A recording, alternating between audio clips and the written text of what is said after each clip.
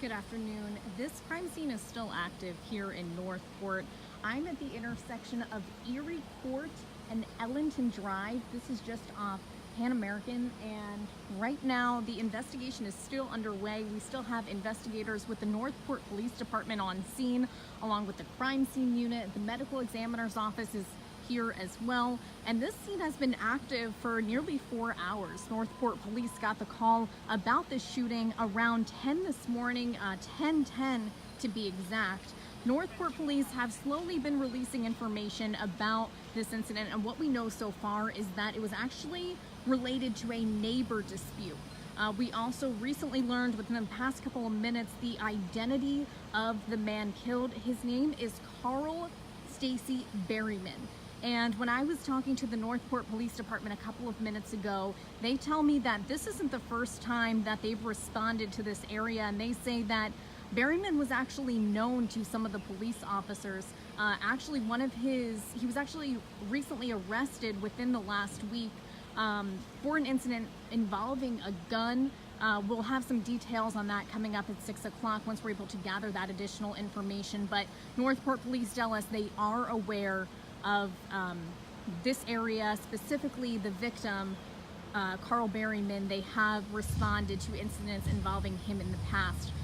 But in this case, he's actually the victim. And right now, Northport police are speaking to the alleged gunman. So he is being questioned for more details, and Northport police have not yet released those because they're still in this neighborhood trying to gather that additional information. So for those of you who are just tuning in, right now I am in Northport. I am in the 3500 block of Erie Court. It's a small side street off Pan American. All parties have been accounted for according to the Northport Police Department, and they also say there's no threat to the nearby community. I'm going to give you a little pan of what's going on here. There's a lot of neighbors that are in this area that have been outside throughout the morning and afternoon trying to figure out what's going on in their neighborhood. But some of the neighbors say they wouldn't call this neighborhood quiet because of these disputes that have been taking place involving Berryman, who is the victim in this case today. But they say he's had prior incidents, and Northport police have responded to this area in the past. So I'm just going to give you an idea of what we are seeing around here. There are multiple Northport police officers and vehicles on the scene. Some of them are actually starting to clear out of the area. That's what you see right here. A Northport police officer holding up the crime scene tape so this van can get out of the area right now. But this morning when the investigation started just after 10 a.m., it was actually about 20 to 30 police officers on scene. That's what one of the neighbors tell me here. But the District 12 medical examiner is here on scene today. And like I said, there's a lot of neighbors that have been hanging out throughout the morning trying to figure out what's going on in their little neighborhood here. If you look into the distance, you can see that the crime scene unit is on scene right now as well. Still a lot of Northport police cars with their lights on, but this is actually a court. So once you get to the end of the street where we see some of those police cars at the end, that's where this street ends. So although it's blocked in that way, it's hard to get to see the other side of this street right now. Vivian, yes, actually a neighbor shot another neighbor, but what I've been told is there were actually disputes between these two neighbors in the past. This isn't the first time they've had an issue between one another, but Northport police say they knew of the victim, Carl Berryman, in the past. They responded to incidents involving him and involving a gun within the last couple of weeks, the most recent being an arrest, and that was within the last week. Let me see if I can pull up some other details that I've gathered for you guys. So like I said, there were some previous calls about the man killed. So now they're interviewing those involved, so that would be the shooter in this situation. And they're also interviewing some witnesses in the area to try and gather that additional information for the investigation.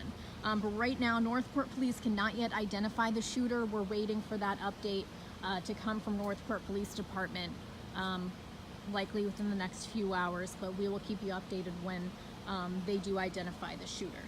So right now, Northport police tell us the case is still active. As you can see, still crime scene tape up right now. Investigators, police officers, crime scene investigators, all on scene right now. So it's unclear of any charges. Like I said, the shooter and the man killed prior to this incident had other incidents that Northport police were notified of. And Mr. Berryman was arrested earlier this week, and they tell me that they dealt with him multiple times in the past. They also tell me about the victim in particular that he received mental assistance in the past, and these were following incidents involving guns. He was arrested in the past, according to Northport Police Department, for discharging a firearm in a dwelling, so like such as a house or vehicles. He was also Baker Acted in the past, so that was for his own safety. And then usually that involves taking away any guns that are known by police from him, you know, as this man. And so they did do that after he was Baker Acted. Those weapons were seized, and that was under a new law.